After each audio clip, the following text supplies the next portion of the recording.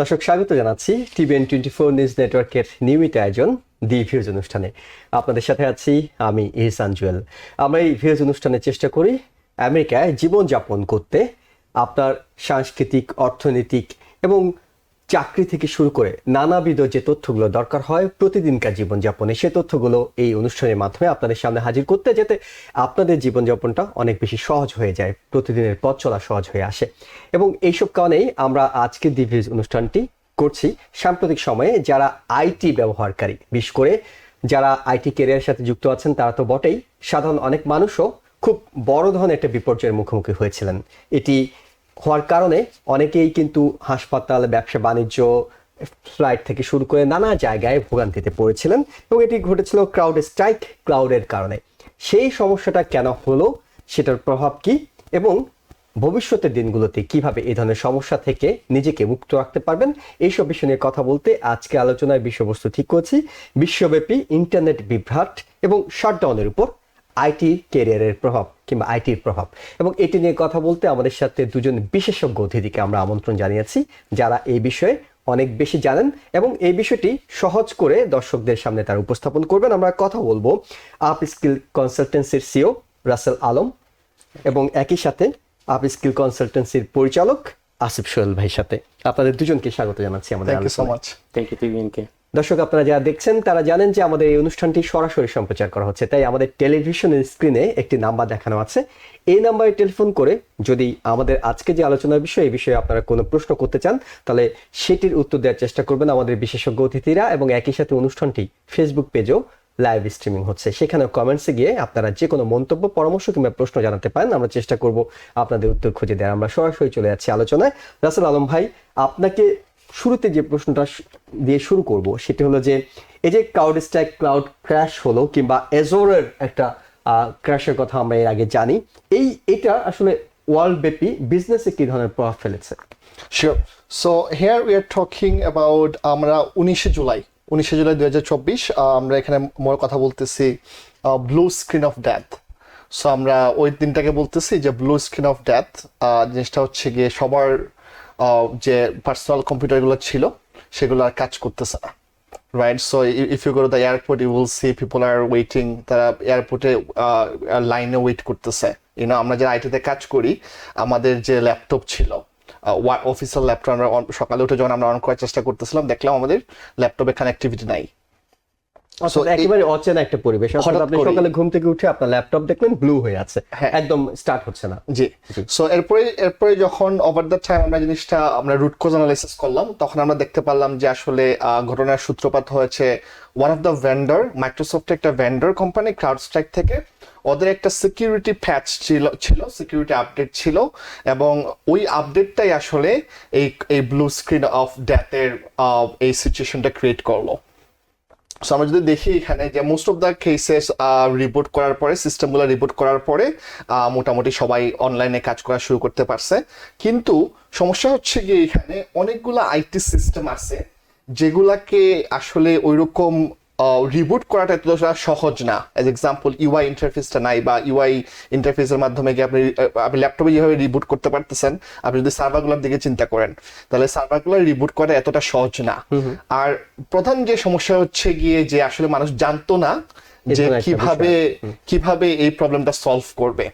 And then আমার কাজে একই জিনিস হয়েছিল, আমাকে কল করতে হয়েছে হেল্প ডেস্কে কল করার পরে লম্বা লাইন, 2 ঘন্টা লাইনে ছিলাম। তারপরে আমরা able to talk with the help desk, and then তারা বলছে যে এই স্টেপগুলো ফলো করো এবং we are able to back to work. Similar things happen on the airport and other places as well. Recovery ম্যানেজমেন্টের টিম আছে, ওরা জিনিসটা নিয়ে কাজ করছে কিছু সময়, তারপরে স্বাভাবিক অনেক ফ্লাইট ক্যান্সেল হয়ে গিয়েছে। ইয়েস। সো এই ক্ষেত্রে যদি আমরা বলি, এখানে একটা পরিসংখ্যান দিয়ে আমি বলি, ক্লাউডফেয়ার বলতেছে যে রেভিনিউ ডিক্লাইন করছে 20%, অ্যালট অফ কোম্পানির 20% পর্যন্ত রেভিনিউ ডিক্লাইন করছে। আরেকটা যদি আমরা স্পেসিফিক্যালি যদি আমরা ক্রাউডস্ট্রাইকের কথা বলি, তাহলে 15% ক্রাউডস্ট্রাইকের কাস্টমার ওরা এই আউটেজটা ওরা এক্সপেরিয়েন্স করছে, যে 15% কাস্টমার ক্রাউডস্ট্রাইকের ওরা এটার ভুক্তভোগী হয়েছে। এবং one of the main vendor is Microsoft. এবং সব থেকে মজার ব্যাপার হচ্ছে এইটা যে ক্লাউডস্ট্রাইকের ইউজাররা যতটুকু না এফেক্টেড, মাইক্রোসফটের ইউজাররা বেশি এফেক্টেড। এবং উই অল নো লাইক সবাই মাইক্রোসফটের user this way or the other way. So এটাকে অনেক হিউজলি এই ব্যাপারটা চলে আসছে। এবং একই সাথে তো অ্যাজোরের একটা ঘটনা আছে। ইয়েস, সো অ্যাজোর মাইক্রোসফটের ভিতরে যদি আমরা কথা বলি, মাইক্রোসফট অ্যাজোর অল আর কানেক্টেড। মাইক্রোসফটের আপনি যদি ক্লাউড ভার্সনটাই হচ্ছে কি অ্যাজোর। সো এই ক্ষেত্রে যারা অ্যাজোরের ইউজার ছিল তারাও একইভাবে ইম্প্যাক্টেড। অ্যাজোরের ইউজার আমরা যদি বলি, মাইক্রোসফটের একটা সলিড কাস্টমার বেজ আছে। সো যারা এই মাইক্রোসফটের প্রোডাক্ট ইউজ করে, ওদের যে নতুন নতুন যে সফটওয়্যারগুলো আসে, এই সফটওয়্যারগুলো ওই বিভিন্ন কোম্পানিগুলো ওই সফটওয়্যারকে ইউজ করে। এক্সাম্পল ক্লাউডের কথা যদি আমরা বলি, যেমন অ্যামাজন AWS আছে, বাট মাইক্রোসফটের যে কোম্পানিগুলো ছিল ওরা সবাই অ্যাজোর ইউজ করতেছে। এবং এটা অনেক ওয়াইড। যেমন আমি যে কোম্পানিতে কাজ করি ওইখানেও সেম, ওরা অ্যাজোর ইউজ করে। সো যখন প্রবলেমটা অ্যাজোর পর্যন্ত গিয়ে দাঁড়াইছে, তখন এর এফেক্টটা অনেক অনেক বড় হয়ে গেছে। দিস নট অনলি 2024, অ্যাজোরে আরো আউটেজ হয়েছে। 2023তেও there had been outage in Azure, এবং ওইটার ক্ষেত্রেও কোম্পানিগুলো অনেক ইম্প্যাক্টেড হয়েছিল। ওকে ওকে, অনেক ধন্যবাদ যে প্রাথমিক একটা ধারণা পেলাম যে কি ধরনের প্রভাব পড়েছে। কিন্তু আমি একটু আসিফ সোহেল ভাই আপনার কাছে জানতে চাই, সেটা হলো আমরা তো সমস্যাটার কথা জানলাম যে এই ধরনের সমস্যাগুলো হয়, কেন হয় সেটা আমরা জেনেছি, কিন্তু সমস্যার সমাধানটা কিভাবে সম্ভব? এই ধরনের সমস্যা তো বিশাল আকার ধারণ করে। আপনি হাসপাতালে গিয়ে দেখছেন যে আপনি সেবা পাচ্ছেন না, আপনি বিমানবন্দরে গিয়ে দেখছেন যে আপনার ফ্লাইট ক্যান্সেল হয়ে যাচ্ছে, বিজনেস যারা করছে তাদের নানাবিধ প্রভাব পড়ছে। তাহলে সমাধানটা কিভাবে সম্ভব? ধন্যবাদ, খুব গুরুত্বপূর্ণ কোয়েশ্চেন। আনসারটা দেওয়ার আগে আমি একটু ইনফরমেশন দিতে চাই ক্রাউডস্ট্রাইকটা নিয়ে। CrowdStrike it's a third party company, not আমরা সবাই মনে করছি যে এটা মাইক্রোসফটের একটা ইস্যু, বাট এটা আসলে the company CrowdStrike himself the problem with it.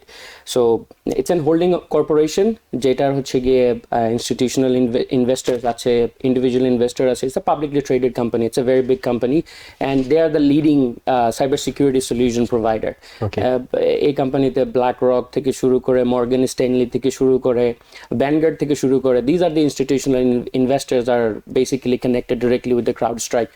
And যেই জায়গাটাতে প্রবলেমটা হয়েছে এটা হচ্ছে গিয়ে আপনার ফ্যালকন, একটা সাবস্ক্রিপশন বেসড মডেল, এটা cloud based model. That's why Rasel ভাই যেটা বলছিল যে মাইক্রোসফটের Azure is impacted because of that Falcon, একটা ক্লাউড বেসড মডেল সাবস্ক্রিপশন, যেটাই বেসিক্যালি মাইক্রোসফটকে ইম্প্যাক্টেড করেছে এই জায়গাটাতে। সো ক্রাউডস্ট্রাইকের সার্ভিসটা হচ্ছে গিয়ে আপনার ইনসিডেন্টস রেসপন্স করা, তারপর হচ্ছে আপনার এন্ড পয়েন্ট প্রোটেকশন করা, বিভিন্ন কোম্পানির এন্ড পয়েন্ট প্রোটেকশন করা। সো ওই জায়গাটাতে বিভিন্ন ফেডারেল গভর্নমেন্টের organisations have been also impacted because of that. So এই ইনসিডেন্টটা for last decade, more than a decade, it's one of the biggest IT outage basically. আমরা এর আগেও অনেকগুলো আউটেজ দেখেছি, ইভেন রিসেন্টলি দিস ইয়ার যদি আমরা if you look into that, AT&T also has a outage, যেটা হচ্ছে গিয়ে ওদের একটা some sort of technical update ছিল, ওটার কারণে not too many 10,000 customers estimated have been impacted and they subsidize this one with a little amount ওরা subsidize করছে ওদের কাস্টমারকে দিয়ে। And parallelly আপনার FAA, the Federal Aviation Administration, ওরাও ইম্প্যাক্টেড হয়েছে ওদের একটা রাউটের মধ্যে একটা আপডেট করতে যেয়ে আপনার ওদের পুরো জিনিসটা আউটেজ হয়েছিল। এটা কি একটু আপনার কাছে জানতে চাই, এটা কি আগে থেকে জানা সম্ভব হয়? যেমন AT&T তারা জানতো যে তারা একটা আপডেট করছে, এই কারণে আউটেজ হতে পারে, তারা কি তাদের ক্লায়েন্টদেরকে ধরনের জানানোর সুযোগ হয় যে আমাদের অনেক সময় আমরা দেখি যে আমাদের কাছে হয়তো টেক্সট আসে কোনো ব্যাংকের সিস্টেম করার কারণে তারা হয়তো বুথ সার্ভিসটা এই সময়টা দিতে পারবে না, এই ধরনের আউটেজগুলো কি আগে থেকে জানা সম্ভব হয়? সমস্যাটা হচ্ছে গিয়ে বড় ধরনের যে আপডেটগুলো যখন হয় তখন কাস্টমাররা নোটিফাই করা হয় এই জিনিসগুলো সম্পর্কে, and they take a break on that one. যেভাবে ব্যাংকের ক্ষেত্রে আমরা যেরকম নোটিফিকেশন পেয়ে থাকি ওই ধরনের আপডেটটা আমরা পেয়ে থাকি। বাট আপনি যদি ক্রাউডস্ট্রাইকের বিষয়টা যদি দেখেন, it's a small patch update, যেটা আমরা অটোমেটেড ডিপ্লয়মেন্টের থ্রুতে জিনিসটা ডিপ্লয় করা হয়েছে। যে ভ্যালিডেশনটাও যেটা আমরা যে প্রপার কোয়ালিটি চেকের থ্রুতে যে ভ্যালিডেশনটা হওয়া দরকার, এটা automated deployment, it's a single line of code যেটার মধ্যে বাগ ছিল এবং এটা বেসিক্যালি ডিপ্লয় করা হয়েছে। সো ওই কারণে প্রবলেমটা হয়েছে। To mitigate this type of solutions, so we need to consider any sort of deployments need to go through quality checks. Okay, হ্যাঁ, সো এখানের মধ্যে আমরা যেটা করি, যে কোনো ধরনের প্রড প্যাচ থেকে শুরু করে যে কোনো ধরনের প্যাচিং যদি হয়, we need to go through some sort layer of quality checks. যেমন ধরেন আমরা এখানে মেনশন করতে পারি যে কোডটা যেটা অটো ডেভেলপমেন্ট হলো, ওইখানের মধ্যে আমরা কোড রিভিউয়ের একটা প্রসেস রাখতে পারি instead of totally making things automated. Human intervention রাখতে পারি এখানের মধ্যে, so that they can give their inside. It makes a layer of validations. And from our testing sides, we have a quality checking process. We have multiple environments where we do deployments. And ওই জায়গাগুলোতে যেটা হয়, we have mirroring, যেটা আপনারা যেটা use করছেন, পাবলিকরা যেটা use করে, যে ওয়েব প্ল্যাটফর্মটা যেটা ইউজ করে, ওটাকে আমরা আমাদের সফটওয়্যার টার্মে প্রড এনভায়রনমেন্ট বলি অথবা লাইভ এনভায়রনমেন্ট বলি আর কি। So before anything going live to the customers, আমাদের একটা মিররিং এনভায়রনমেন্ট আছে, to make general people understand, আমি এই এক্সপ্লেনেশনে দিচ্ছি। সো ওইটাকে আমরা স্টেজ এনভায়রনমেন্ট বলি অথবা প্রি প্রড এনভায়রনমেন্ট বলি। সো এটা হচ্ছে মিররিং টু দ্য কাস্টমার যেটা দেখছে লাইভলি।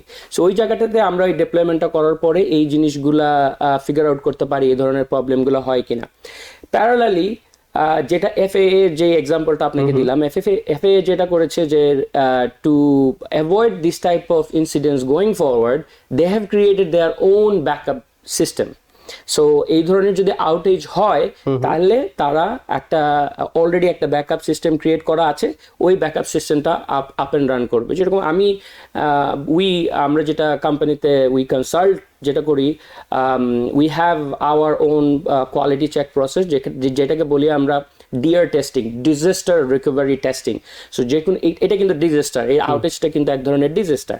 সো ডিজাস্টার রিকভারিতে যেটা করি, আমরা একটা এনভায়রনমেন্ট সেট আপ করে রাখি, ওইটাতেও আমরা প্রপার ভ্যালিডেশন এন্ড এভরিথিং করে রাখি। ইন এনি কেসেস যদি দেখা যায় যে লাইভ এনভায়রনমেন্টে যে কোনো ধরনের কোনো ইস্যু হচ্ছে, তাহলে আমরা ওই যে রিকভারি সিস্টেমটা ক্রিয়েট করে রাখা আছে, ওই জিনিসটাকে আমরা we can up and run. So in that case যেটা হয়, কিছু services might not be available, but দেখা যায় যে আপনার মেজর যে ফাংশনালিটিসগুলো যেটার উপরে ফুললি ডিপেন্ডেন্ট থাকে কাস্টমার্সরা, ওই জিনিসগুলো আমরা আপ অ্যান্ড রানিং করতে পারি।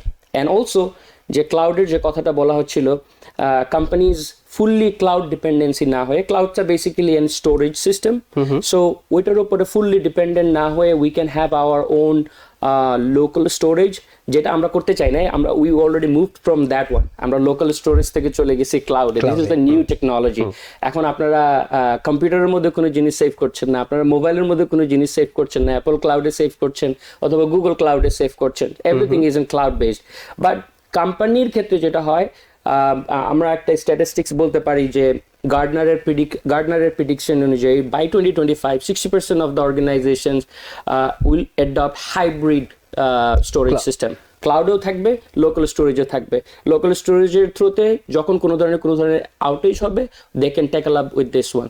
So companies can take this type of precautions, but CrowdStrikeর যেটা, এটা small changes but it impacted. But এটার ক্ষেত্রে আমি যদি আরেকটু কাপল অফ মোর মিনিটস নেই এখানের মধ্যে, যদি নেই, CrowdStrikeর যেটা হচ্ছে কি আপনার যে ডিপ্লয়মেন্ট হয়েছে, এটা অ্যাট ওয়ান্স জিনিসটা হয়েছে, ইনক্রিমেন্টালি হয় নাই। ইনক্রিমেন্টালি যেটা বলতে বোঝায় যে আপনি একটা এরিয়াতে অথবা একটা কোম্পানিতে, স্মল কোম্পানিতে, যেটাতে আপনার ইম্প্যাক্ট কম হবে, ওই জায়গাটাতে ডিপ্লয়মেন্ট করার পরে ভ্যালিডেশন করে যখন আপনি কনফিডেন্ট, তখন আপনি জিনিসটা করেন। বাট এটার ক্ষেত্রে যেটা হয়েছে automated deployment, so it basically went to every single service providers, whoever take the service of the CrowdStrike, everyone got impacted for that. আপনি হাইব্রিড ক্লাউডের কথা বলছিলেন, কিন্তু একাধিক ক্লাউড কি ইউজ করা যায়? একাধিক ক্লাউড ইউজ করা যায়, বাট এটা হচ্ছে গিয়ে আপনার it's very costly. But for safety purpose, যারা বড় কোম্পানি, যাদের বিজনেসটা আপনি বলছিলেন যে 20% সাপোর্ট করছেন, তারা যদি এই ধরনের চিন্তা করে রাখেন যে আমি শুধুমাত্র হাইব্রিড ক্লাউড তো থাকলোই, আমি ক্লাউড ইউজ করলাম, ব্যাকআপ রাখলাম, কিন্তু একই সাথে একাধিক যদি ক্লাউড, একটা আউটেজ হলে আমাকে আরেকটা সাপোর্টটা দেবে। এক্স্যাক্টলি, আমি রাসেল ভাইকে বলবো এটা নিয়ে আর একটু বিস্তারিত কথা বলার জন্য। বাট হাইব্রিডের ক্ষেত্রে যেটা বুঝাতে চাচ্ছিলাম, আমরা কিন্তু we were not cloud before, আমাদের কিন্তু আমাদের ওন রিপোজিটরি ছিল, আমাদের ওন স্টোরেজ, ডেটা স্টোরেজ ছিল। সো ওইটার কথা বলছি, যেটা দিয়ে মিনিমালিস্ট ডেটা দিয়ে আমি যদি আমার সাবস্ক্রিপশন অথবা আমার সার্ভিসটা যে আপ এন্ড রান করতে পারি, not totally shut down, black আউটের মধ্যে যাতে আমাদের যেতে না হয়, ওই জিনিসটা আমরা করতে পারি থ্রু হাইব্রিড। ওকে, রাসেল ভাই, এখানে আমি একটু অ্যাড করি। সো একটা সফটওয়্যার সিস্টেমে not necessarily you have to be use one cloud provider. যেটা হয় ইউজুয়ালি দেখা যায় আমার মাইক্রোসফটের প্রোডাক্ট আমি ইউজ করতেছি, আমি অ্যাজোর নিচ্ছি, বা আমি AWS এর কয়েকটা প্রোডাক্ট ইউজ করতেছি, আমি AWS ইউজ করতেছি, এবং যেটা প্রেডিকশন আসছে যে বাই 2025 আমাদের 60% কোম্পানি চলে আসবে হাইব্রিড মডেলে। দ্যাট মিনস ওদের একটা ভেন্ডরের উপরে ডিপেন্ডেন্সি থাকবে না, ওদের কিছু কিছু সার্ভিস থাকবে অ্যাজোরে, কিছু কিছু সার্ভিস থাকবে AWS এ, এবং এটা ডাইভার্সিফাই থাকবে। সো এটা ফলে যেটা হবে, যদি যখন আউটেজ গুলা হচ্ছে রাইট, তখন ওদের কিছু কিছু সার্ভিস হয়তো বা অফ থাকবে, বা টোটাল ব্ল্যাকআউট হবে না, কিছু কিছু সার্ভিসটা আবার রানিং এ থাকবে। নাও অনেক ক্রুশাল একটা জিনিস, আউটেজ জিনিসটা আসলে ভালো না from a lot of perspective. So আমরা বলতেছি যে আমরা বিজনেস অপারেশন করতে পারতেছি না, কমিউনিকেশন চ্যানেলগুলো অফ হয়ে যাচ্ছে, বাট সব থেকে গুরুত্বপূর্ণ যে ব্যাপারটা সেটা হচ্ছে সাইবার সিকিউরিটি। হ্যাকাররা আপনাকে অ্যাটাক করবে যখন আপনার আউটেজ নাই, আউটেজ নাই যখন আউটেজ আসে, মানে যখন আপনি আউটেজ এর মধ্যে আসে তখন আপনাকে অ্যাটাক করবে। এর কারণটা কি? কারণ প্রত্যেকটা সফটওয়্যার সিস্টেমে অনেকগুলো মনিটরিং টুল থাকে, যে মনিটরিং টুলগুলোর কাজই হচ্ছে কি আপনার সিকিউরিটিটা মেক শিওর করা যে কোনো থার্ড পার্টি কোনো অ্যাটাকার কোনো কিছু করতেছে না বা কোনো ডেটা নিয়ে যাচ্ছে না। বাট যখনই আপনি আউটেজের মধ্য দিয়ে যাচ্ছেন, সো দেখা যাবে যে আপনার অনেকগুলো সিকিউরিটি সফটওয়্যার মনিটরিং টুল যেগুলো আপনার অ্যাপ্লিকেশনটাকে মনিটর করতেছে সেগুলা অফলাইনে চলে গেছে, রাইট? এবং তখনই দেখা যায় যে আগে যে আপনার যে মালওয়্যারটা ছিল, আমরা যদি সাইবার সিকিউরিটি পার্সপেক্টিভে চিন্তা করি, অনেকগুলো মালওয়্যার আছে যারা টোটালি ইনঅ্যাক্টিভ হয়ে আপনার সিস্টেমে লোড করে বসে থাকবে, অ্যাক্টিভ হবে না, সময়ের জন্য অপেক্ষা করবে যখন আপনার সিস্টেমটাকে কলাপস করাবে। সো ওই সময়গুলো যখন আপনি আউটেজের মধ্যে দিয়ে যাচ্ছেন, তখন ওই সাইবার ক্রিমিনালরা তারা অ্যাক্টিভ হয়ে যাবে এবং তারা ট্রাই করবে যে আপনার ডেটা থ্যাফট করার জন্য, ডেটা ইন্টিগ্রিটিগুলা মিসইউজ করার জন্য, এবং একটা খ্যাস তৈরি করার জন্য সিস্টেমের মধ্যে। এবং এই ব্যাপারটা অনেকগুলা ব্যাপারে আসছে, এবং এই ব্যাপারগুলো আমরা যদি দেখি যে আমাদের যে স্ট্র্যাটেজিক আইটি ইমপ্লিমেন্টেশনের কথা বলি, যে আমরা যে ইন্ডাস্ট্রি স্পেসিফিক কিছু কোম্পানিগুলো ওরা কিছু কিছু স্ট্র্যাটেজি নিচ্ছে, সেই ক্ষেত্রে এই জিনিসটা ওরা খুবই গুরুত্বের সাথে দেখতেছে যে কিভাবে আমরা আউটেজের সময় সাইবার সিকিউরিটিটাকে একটু ইম্পর্টেন্ট দিতে পারি। এই ক্ষেত্রে আমি একটা জিনিস অ্যাড করব, যে আমরা যারা আইটিতে কাজ করি বা যারা আইটিতে জব মার্কেটে আসি, আইটিতে ঢোকার চেষ্টা করতেছি, জবে ঢোকার চেষ্টা করতেছি, আমাদের জন্য কি ধরনের অপরচুনিটি ওপেন হচ্ছে। So after this outage we can see we have a huge amount of IT job opening হবে সাইবার সিকিউরিটিতে। আমাদের অনেক আইটি জব ওপেনিং হবে হচ্ছে গিয়ে testing, more of from the testing perspective, পাইপলাইনে। সো আপনি যখন অ্যাজোর পাইপলাইনে আমরা কথা বলছিলাম লাস্ট সেশনে, যে আমরা অ্যাজোর পাইপলাইন নিয়ে কথা বলছি, AWS পাইপলাইন নিয়ে কথা বলছি, এই জবগুলা অনেক বেশি ইনক্রিজ হবে, এবং অনেকগুলা কোম্পানি এই যে জায়গাগুলো আছে ওরা চেষ্টা করবে এই গ্যাপগুলো ফিল আপ করার জন্য, এবং ওইটা অনেকগুলা আইটি জব হায়ারিং হবে। সো অনেকেই এই জিনিসগুলো নিয়ে আসলে উচিত রিসার্চ করা এবং ওদের স্কিল সেট, ওদের যে প্রোফাইলটা আছে ওইটার সাথে অ্যালাইনমেন্টটা নিয়ে আসা। তার মানে আপনি বলছেন যে এখন পর্যন্ত যে সিস্টেমটা আছে সেখানে যদি আপনি হাইব্রিড ক্লাউড করেন, কিন্তু যখন আউটেজ হবে তখন কিন্তু আপনার ওই রিস্কটা থেকেই যাচ্ছে, কারণ সেটা আপনাকে সেভ করছে না।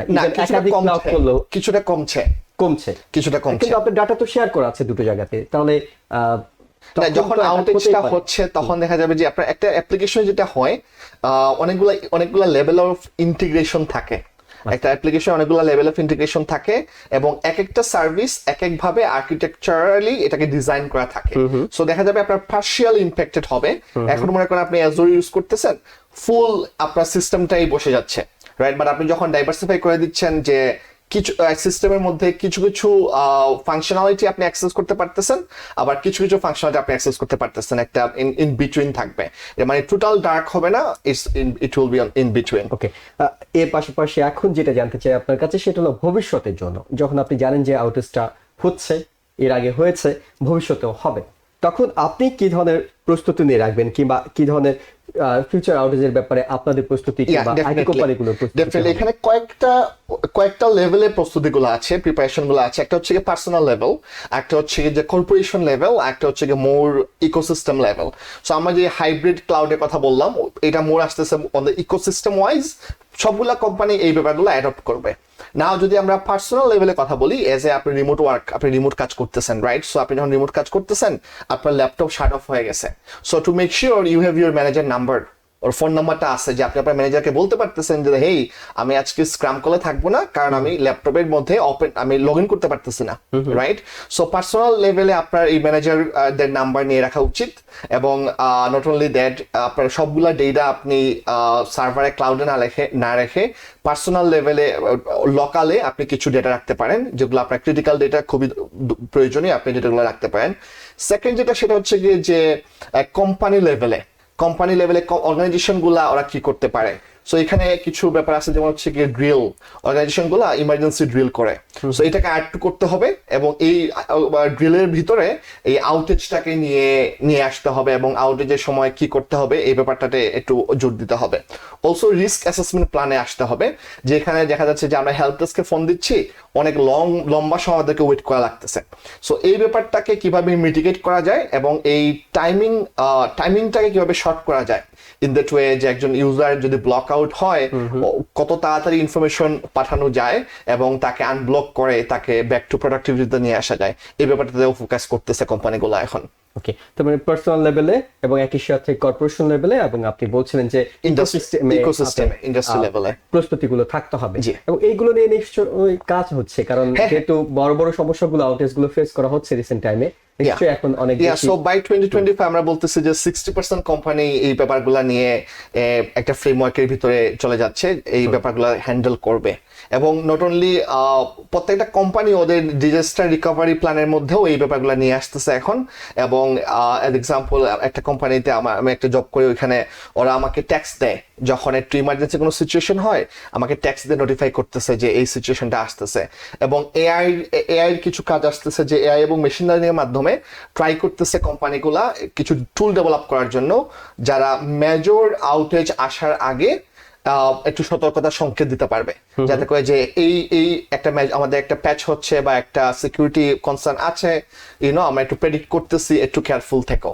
এইরকম একটা মেসেজিং বা এরকম একটা প্রেডিকশন যাতে কোম্পানিগুলো করতে পারে, সেই জন্য অনেকগুলো এআই এবং মেশিন লার্নিং অ্যালগরিদম ইউজ করে ওরা টুলগুলো প্রিপেয়ার করতেছে। অর্থাৎ যতটা বেশি বিপদ বাড়ছে, সমস্যা সমাধানের জন্য প্রস্তুতি এইভাবে নেওয়া হচ্ছে, নেওয়া হচ্ছে। আচ্ছা, আপনার কাছে জানবো, একদিকে আমরা যখন আলোচনা করছিলাম যে আউটেজ হচ্ছে, অর্থাৎ আমাদের কন্ট্রোলে নেই কিন্তু হয়ে যাচ্ছে, না আমরা অনেক সময় দেখি কন্ট্রোল করার জন্য ইন্টারনেট শাটডাউন করা হয়, এই ধরনের পরিস্থিতি আমরা অনেক দেখেছি। আমরা একটা ছোট্ট বিরতিতে যাবো, বিরতি থেকে ফিরে আমরা এটি নিয়ে কথা বলবো। দর্শক, দেখছিলেন দি ভিউজ অনুষ্ঠান, আমরা একটা ছোট্ট বিরতিতে যাচ্ছি, সঙ্গে থাকুন। দর্শক, আবারও স্বাগত জানাচ্ছি দি ভিউজ অনুষ্ঠানে, আপনাদের সাথে আছি আমি এহসান জুয়েল। আমরা কথা বলছিলাম বিশ্বব্যাপী ইন্টারনেট বিভ্রাট এবং শাটডাউনের কারণে আইটির উপর কি প্রভাব পড়ে, সেই বিষয়টি নিয়ে আমাদের সাথে স্টুডিওতে আছেন বিশেষজ্ঞ অতিথি upskill consultancy CO Rasel Alam এবং পরিচালক আসিফ সোহেল। আপনাদের দুজনকে আবারও স্বাগত জানাচ্ছি। এবং দর্শক একজন টেলিফোনে অপেক্ষা করছিলেন আমাদের সাথে, এটি প্রশ্ন নিয়ে আমরা একটু তার প্রশ্নটি শুনে আলোচনায় ফিরতে চাই। দর্শক, আপনার নাম বলে প্রশ্নটি করুন। My name is Faisal from California. I would like to make a question that while I'm studying, my school official, they are asking that in order to get approved for the STEM OPT, the company has to be e-verified. So as you guys, I think I saw you guys from another session on TVN24 that you guys can support the international students and for the job and other things. So my question is that are you, your company is e-verified, and if yes, how can I connect with your organization or your consultancy? ওকে, অনেক ধন্যবাদ। দর্শক, আমরা যে প্রশ্নটি করেছেন, দর্শক আমরা চাইলে আমাদের আলোচনার শেষের দিকে আমরা প্রশ্নটির উত্তর দিতে পারি। দর্শক, আপনি আমাদের সঙ্গে থাকুন, দেখতে থাকুন অনুষ্ঠান, আমরা শেষের দিকে চেষ্টা করব আপনাকে এই প্রশ্নটির উত্তর দিতে। তবে আমরা যে বিষয়টি নিয়ে কথা বলছিলাম, ইন্টারনেট শাটডাউন করে দিতে, আমরা দেখি অনেক সময় সরকারি পর্যায়ে ইন্টারনেট শাটডাউন করে দেওয়া হয়। এই বিষয়টি আমরা একটু আসিফ সোহেল ভাই আপনার কাছে জানবো যে কেন আসলে সরকারের কাছ থেকেই ইন্টারনেট শাটডাউন করা হয়, এবং এটার ইকোনমিক অ্যাসপেক্ট তো নিশ্চয়ই একটা প্রভাব পড়ে, সেটা কি? খুবই গুরুত্বপূর্ণ কোয়েশ্চেন, যেটা আমরা রিসেন্টলি এনকাউন্টার করেছি। আমরা সবাই জানি আসলে এটা কিভাবে আমাদের প্রতিদিনকার জীবনে কি ধরনের ইম্প্যাক্ট ফেলে। আমি এখানের মধ্যে কিছু স্ট্যাটিস্টিক্স শেয়ার করতে চাই। আমাদের নিজেদের বাংলাদেশ ছাড়াও এর বাইরেও অনেক জায়গায় এই ধরনের ইনফরমেশন কন্ট্রোল ক্রাইসিসের জন্য এই ধরনের ইন্টারনেট শাটডাউন করা হয়। যেমন এমার্জিং ইকোনমিজ লাইক ইন্ডিয়াতেও যদি আমরা দেখি যে in 2022, in 2019 and 2020, within this 1 year, they have lost $2.8 billion. কারণ ওদের ইন্ডিয়ার ইকোনমিতে ডেটার যে বিজনেসটা, আইটি রিলেটেড ডেটার বিজনেস, অফশোর যে আইটি সার্ভিসেস, যেটা it's a very big economy. And এই ধরনের যদি ওদের একটা পুরো দেশের মধ্যে ইন্টারনেট শাটডাউনটা হয় না, ওটা স্পেসিফিক এরিয়াসগুলোতে বিভিন্ন ধরনের ইনসিডেন্ট ট্যাকেল আউট করার জন্য গভর্নমেন্ট এই জিনিসটা করে। বাট এটা শুধু হচ্ছে গিয়ে মানুষের কমিউনিকেশন এরকম না, এটা ইকোনমিক্যালি অনেক বেশি ইম্প্যাক্টেড করে, যেটা আমরা এই নাম্বারের থ্রুতেও দেখতে পাই আর কি। So globally in 2022 as well যেটা হয়েছে 187 এই ধরনের ইন্টারনেট শাটডাউন হয়েছে। And it's not only about communication, it's not only about economic. যেটা ইউনাইটেড নেশন যেটা করেছে, they have amended their Article 19, যেটাতে ওরা বলে যে right to access to information, freedom of speech, it's all about Article 19। এবং ওরা ওইখানের মধ্যে একটা এডিশন করেছে, 32S এডিশন করেছে। ওই এডিশনটাতে ওরা বলছে যে right to internet হচ্ছে গিয়ে it's also directly encompasses to the freedom of speech. So it's very important. আপনি চাইলেই ইন্টারনেট বন্ধ করে দেওয়াটা, এটা গ্লোবালি ইটস এবং আমরা হয়তো বাংলাদেশে দেখেছি যখন এই ধরনের পরিস্থিতি চলছিল, তখন আমেরিকা থেকে বারবার স্টেট ডিপার্টমেন্ট থেকে যে স্টেটমেন্ট দেওয়া হচ্ছিল, সেখানে বলা হচ্ছিল যে মত প্রকাশের স্বাধীনতা দেওয়া হোক, ইন্টারনেটটা সংযুক্ত করা হোক। They are basically referencing to this article and they were always speaking about this। এটা যেটা করা হচ্ছে এটা আসলে ঠিক না। আমরা যদি বাংলাদেশের স্ট্যাটিস্টিক্স অনুযায়ীও দেখি, যদি 2024 এর যে ইন্টারনেট শাটডাউনটা হয়েছে, it cost every single day বাংলাদেশের ইকোনমিতে $50 million। Even আমার close family friend, he is a CEO of his IT organization, যেটা খুবই prominent for last 5 years. They have done a lot of good works. এখানে অনেকগুলা ইউনিভার্সিটিতে, Harvard ইউনিভার্সিটিতে, তারপর অনেকগুলা কোম্পানিজে ওনারা প্রজেক্ট করেছেন ওদের জন্য, সফটওয়্যার ডেভেলপমেন্ট প্রজেক্ট করেছেন ওদের জন্য। So he was visiting before this internet shutdown and he has set up couple of meetings, যদিও এটা ওনার ফ্যামিলি ট্রিপ ছিল, but in between that, to utilize this, he had fixed a lot of meetings with couple of American companies, and during that time internet shutdownটা হলো আর কি। So as per the pre-scheduled meeting করেছে, but he couldn't demonstrate his team how it works because he was not even able to connect। উনি যেটা করে যে অফলাইনে remotely কাজ করে, parallelly he try to get customer. So এটা কি করছে যে নতুন যে কাস্টমারটা আসার কথা ছিল, not only for his own company, বাংলাদেশের ইকোনমির জন্য জিনিসটা আনছে। The more remittance is gonna come up. আমরা যদি ওই ইন্ডিয়া যে সার্ভিসটা দিচ্ছে ওটা যদি বাংলাদেশে নিতে পারি, তাহলে আমাদের ইকোনমিতে এটা গার্মেন্ট সেক্টরের মতো কিন্তু অনেক বড় একটা ইম্প্যাক্ট ফেলতে পারে। সো ওই জায়গাগুলোতে এটা একটা নেগেটিভ ইম্প্যাক্ট ফেললো আর কি আমাদের আইটি ইন্ডাস্ট্রির জন্য, লং টার্ম রেপুটেশনের জন্য কিন্তু একটা ব্যবধান থাকে। শুধুমাত্র আপনি যে ডেটার কথা বলছিলেন, দিনে $50 মিলিয়ন ক্ষতি হচ্ছে তাই কিন্তু নয়, ভবিষ্যতের জন্য অনেক বড় একটা ধাক্কা তৈরি করে ফেলে। এটা আরো অ্যাকুমুলেট হয়েছে, যত দিন গেছে এটা আরো অ্যাকুমুলেট হয়েছে। যেমন আপনারা অনেকগুলো নিউজও দেখতে পারেন যে garments industry has impacted highly because ওরা কমিউনিকেশনই করতে পারছে না, because we are the biggest, one of the biggest, second largest exporter of the garments manufacturing products.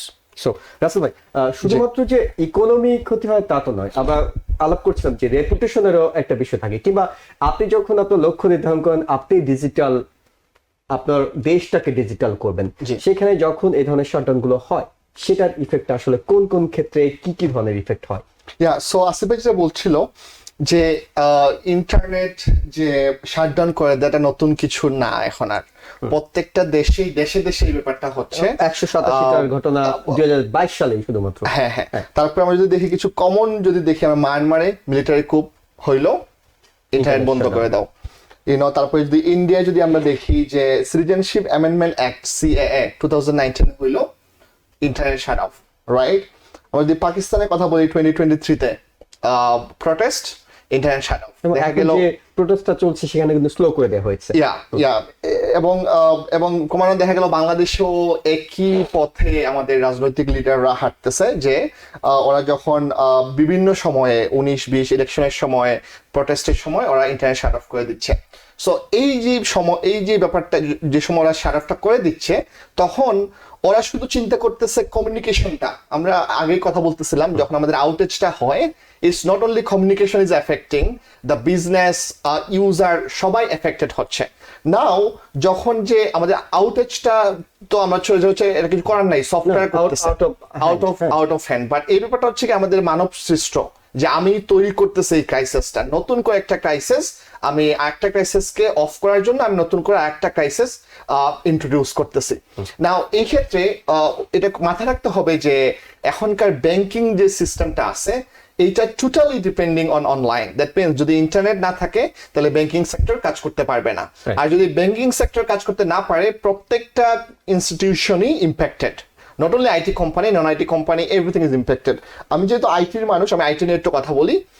So আমাদের যে ইন্ডিয়ায় যে 2.8 বিলিয়ন লস হইল গত কয়েক বছরে, অনেকগুলা ক্লায়েন্ট বাংলাদেশে চলে আসছিল। এবং ইভেন আমাদের আপস্কিলে বাংলাদেশে অফশোর টিম আছে, আমাদের ইন্ডিয়াতে অফশোর টিম আছে, বাংলাদেশে আমাদের অফশোর টিম আছে। দেখা গেল, আমি যদি আমার নিজের কোম্পানির কথা বলি, যে আমরা কোনো রকম কমিউনিকেট করতে পারতেছিলাম না এমপ্লয়ীদের সাথে, রাইট? নট অনলি দ্যাট, এখানে কয়েকটা industry involve, outsourcing industry, buyer industry, এখানে আমাদের যে অফশোর টিমগুলো আছে, ফ্রিল্যান্সাররা আছে, ব্যাংকিং সেক্টর নিয়ে কথা বললাম, যে প্রত্যেকগুলা ইন্ডাস্ট্রি হচ্ছে কি এই ইন্টারনেট না থাকার কারণে ওরা এই অনেকগুলো সমস্যাতে প্রবলেম ফেস করছিল। নাও আইটি মার্কেটটা, আইটি ইন্ডাস্ট্রিটা অনেক কম্পিটিটিভ, এখানে অনেক কম্পিটিশন, একজনের থেকে আরেকজনের স্কিল বেশি, একটা কোম্পানির থেকে একটা কোম্পানির সার্ভিস বেশি, একটা কোম্পানির মেথোডোলজি থেকে একটা কোম্পানির মেথোডোলজি বেশি। সেম ওয়েতে যখন আমরা ফ্রিল্যান্সিং এর দিকে যাই, একই জিনিস হয়। দেখা গেল যে একটা কোম্পানি থেকে একটা কোম্পানি ভালো, একজনের সার্ভিস থেকে একজনের সার্ভিস ভালো। সো এই ক্ষেত্রে অনেকেই ট্রান্সপারেন্সি মেনটেন করে না, যে রিস্ক ট্রান্সপারেন্সি। সো ওই জায়গা থেকে এক্সাম্পল আমাদের প্রোটেস্টের সময় দেখা গেল একজন বলতেছে যে আমাকে শুধু জিমেইলের অ্যাক্সেস দাও, আমি শুধু আমার ক্লায়েন্টের সাথে কথা বলে জানাবো যে আমার একটা সিচুয়েশনের মধ্য দিয়ে যাচ্ছি।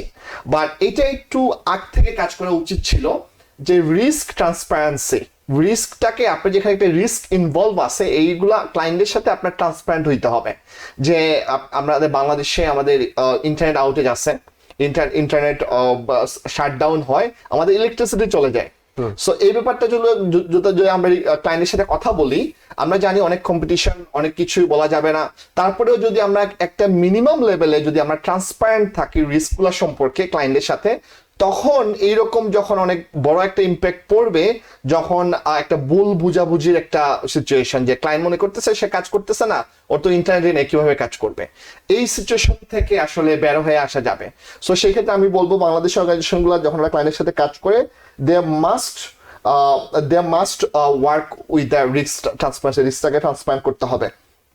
নট অনলি দ্যাট, আমাদের এখানে অন্যান্য যে বিভিন্ন সময়ে বিভিন্ন জায়গায় যে ইন্টারনেট ছিল না, অনেকগুলা কমিউনিটি, অনেকগুলা ইন্টারনেট কোম্পানি এগিয়ে আসছে। We all know Elon Musk Starlink অনেকবার ডিবেটে গেছে, কারণ হচ্ছে যে জায়গায় ইন্টারনেট বন্ধ করে দিচ্ছে, সে বলছে আমি ওই জায়গায় ইন্টারনেট প্রদান করব। ওইদিকে না গেলাম, আমরা আরো কিছু জিনিস নিয়ে বলি। এখানে শুধু যে ইলন মাস্ক বড় একটা কোম্পানি, ওকেই করতে হবে এরকম কিছু না, প্রত্যেকটা কোম্পানির ইন্টিগ্রিটি আছে।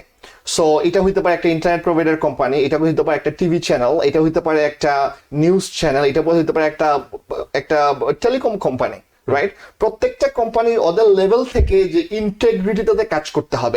আমি আপস্কিলে কাজ করি, আপস্কিলে আমাদের একটা ইন্টিগ্রিটি আছে, আমরা কিছু কিছু জিনিস আমরা করবো নাই, সেম ওয়েতে কিছু কিছু জিনিস করবো, সো সিমিলার ওয়েতে প্রত্যেকটা কোম্পানির এরকম ওদের ইন্টিগ্রিটিভ পয়েন্ট অফ ভিউ থেকে অনেক স্ট্রং হইতে হবে। আমরা যেটা দেখছি অনেকগুলো টিভি চ্যানেলের ইন্টিগ্রিটির কারণেই অনেক ভালো রেপুটেশন তৈরি হয়েছে, অনেকে বিতর্কিত হয়েছে। সো এই ইন্টিগ্রিটি গুলোতে কোম্পানিগুলোদের উচিত ওদের ইন্টিগ্রিটি নিয়ে কাজ করা, ওদের ইন্টিগ্রিটি ডেভেলপ করা। একটু পরিষ্কার হয়ে নিই খুব ছোট্ট করে আপনার কাছে, হ্যাঁ অথবা না জানবো, সেটা হলো চাইলে টেলিকম কোম্পানিগুলো এই ধরনের ইন্টারনেট শাটডাউনের সময় তাদের ক্লায়েন্টদেরকে কিংবা তাদের কাস্টমারদেরকে সার্ভিস দিতে পারতেন? অবশ্যই পাতেন। ওকে ফাইন, আমরা এটা জেনে নিলাম। আসিফ ভাই আপনার কাছে জেনে নেবো, আমাদের হাতে সময় ফুরিয়ে আসছে, সেটা হলো যে আইটি কোম্পানিগুলো এই ধরনের শাটডাউনের ক্ষেত্রে তারা কি ধরনের প্রস্তুতি নিয়ে রাখতে পারেন? সো এখানের ক্ষেত্রে যেটা করতে পারে ভাইয়া যে কথাগুলো বললো, যে backup internet service providing services ওরা নিয়ে রাখতে পারে, অফলাইন ক্যাপাবিলিটিস রাখতে পারে, fully not dependent on the internet. এরকম যদি শাটডাউন হয় তাহলে অফলাইন ক্যাপাবিলিটিস কিভাবে অ্যাপ্লিকেশনটা ইউজ করা যাবে, ওদের যদি অ্যাপ্লিকেশনও হয় ইন্টারনেট ছাড়াও কতটুকু ইউজেস করা যায়, মিনিমালিস্টিক যতটুকু ইউজ করা যায় ওই ধরনের ক্যাপাসিটি ওরা রাখতে পারে। কমিউনিকেশনসের জন্য ওরা স্যাটেলাইটের হেল্প নিতে পারে যদি if available, it depends on the country to country.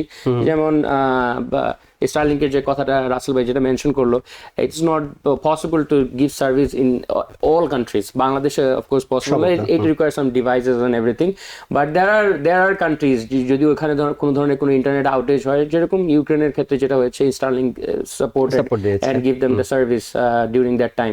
So ওই রকম যদি থাকে তাহলে এই কোম্পানিগুলোরও সাবস্ক্রিপশন কোম্পানি নিয়ে রাখতে পারে, ডিপেন্ডস অন দ্য ওই ধরনের সার্ভিসেস যদি অ্যাভেলেবল থাকে।